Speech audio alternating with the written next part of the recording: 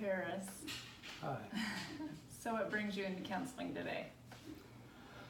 Well, I'm having trouble in my marriage and my personal life.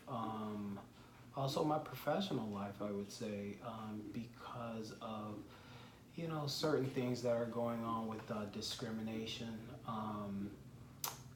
I feel I'm being discriminated against, and I have been discriminated against where it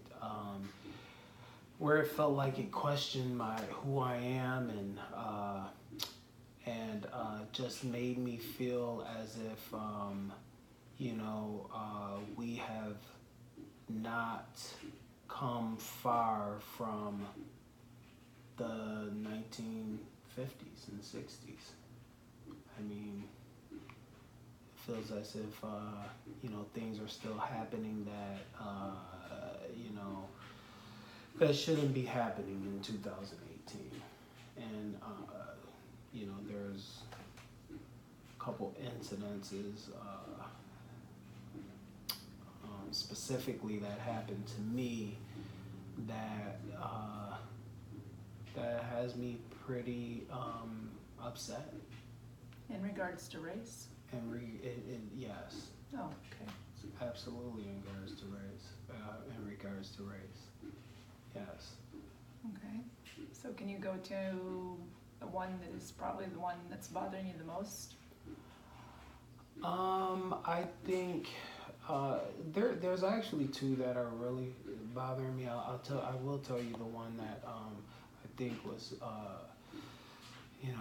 it probably bothers me the most. I didn't live far from a outlet mall, Mm-hmm. so I decided to walk instead of drive. I walked to the mall. I looked around a little bit. I actually didn't buy anything. I was just bored sitting in the house, so I walked.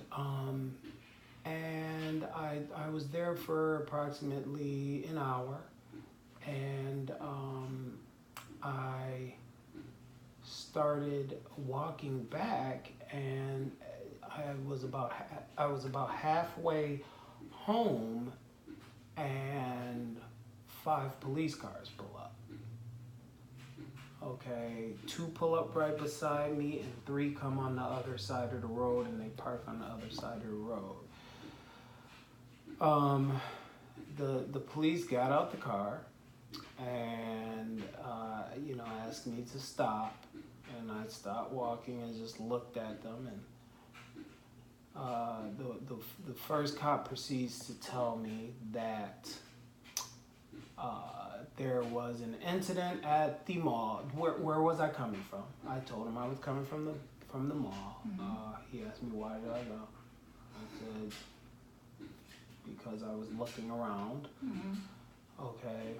And he said, well, there was an incident at the mall, and I fit the description of a guy who came into a couple stores and had stolen things. Mind you, I have no bags in my hand. I have nothing in my hands. So I mentioned that. I said, well, you see, I don't have any bags, so. And they said I could have threw them in the dumpster or something like that to go back and get them later. Okay. So they asked me for my ID. They asked me where I worked and where I lived. I told them my home we could actually see it. So I pointed to my house, told them I lived there. I was, at this time I was teaching, so I told them I was a, special ed teacher in Cleveland. And so they, run my ID, and I'm standing there for 15 to 20 minutes while they're running my ID. Now, it really doesn't, I don't think it takes that long. Okay. But I'm standing there and there's 8 cops all together, 5 cars, 8 cops standing out there with me. Mind you, I live in a city that is predominantly white, and by predominantly I mean there are hardly any blacks. And all the cops are white. So they run my ID, find out, see who I am or whatever, see that I don't have no warrants, I guess. And they let me go. But mind you, when they let me go, they don't leave until they see me go into the house that I pointed to make sure that was my home. You know what I mean? So, that's just, it's so stereotypical. It's so stereotypical. It's just ridiculous to me, but, that's just what happens. And the other incident I could tell you really fast. The other incident, I was driving home from work, and it appears that one of my headlights were out, but actually it wasn't out. There's in my headlight there's more than one bulb. Mm-hmm. There's like 3 bulbs. 2 of them were out, so it was really dim. Okay, so you couldn't see. Now I'm driving on the road to get home, and there's a police officer in front of me. Police officer pulls over into the other lane. He slows down, lets me pass him, and he comes behind me and he stops me. And he comes up to the car, and I asked, well, why did you stop me? Mm-hmm. And he says, my headlight was out. Okay. This is the kicker. It was during the day. Wow. It was not night, so I did not even need my headlights. Right. So he goes to tell me that even though it's daytime, if you have your headlights running, okay, those daytime headlights or what, if they're on, yes, if they're on, they both need to be working. Okay, so he checks my license registration and everything. He writes me a ticket. He said that that would be dropped, but I have a different state license. Mm-hmm. Okay, and he said I had gotten a license in that state that I was in at the time, and I did not. So it was just, it was a big thing that I had to get, taken care of. But this is the issue.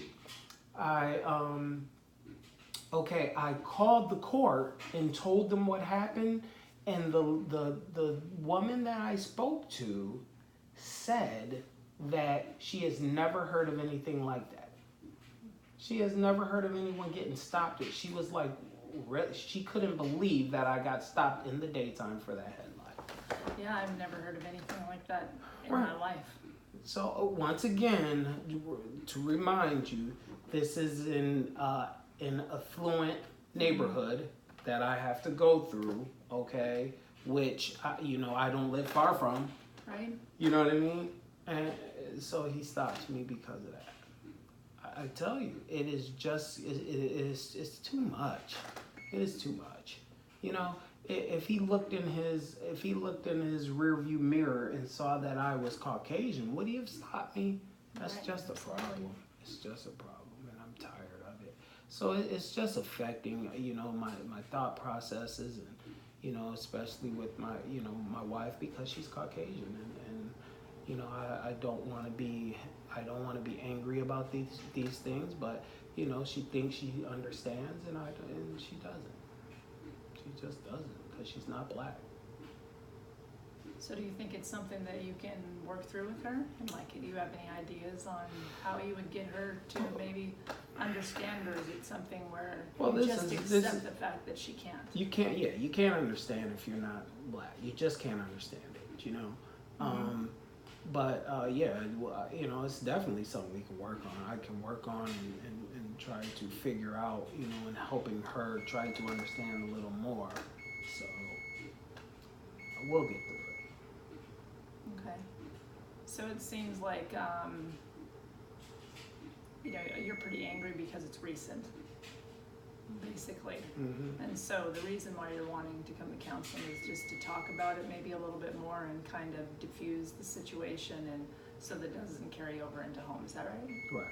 Sounds about right to me. Yes. Okay, so the more you talk about it, maybe not to, maybe to someone impartial instead of your family that you can get heated with, you know, if you come to some sessions that you'll kind of let the fire simmer down, and like it may always be there, it may always be, you know, be present in your life, and that will always be a part of your thought process, but, you know, possibly through counseling, I personally think that,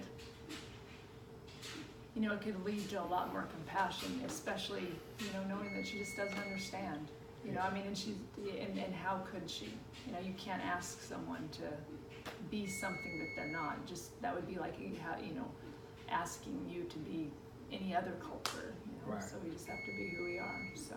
Right. But I agree with you. I think it was the best thing that you could do is to come in and just talk about it, and the more you do that, the better. The better for your family, and I commend you for taking that step and being completely honest about how you feel. Thank you. Because I don't think it's an easy thing to do. So, anyways, I believe that we can just talk about it again in the next session if you'd like to. Okay. Thank you.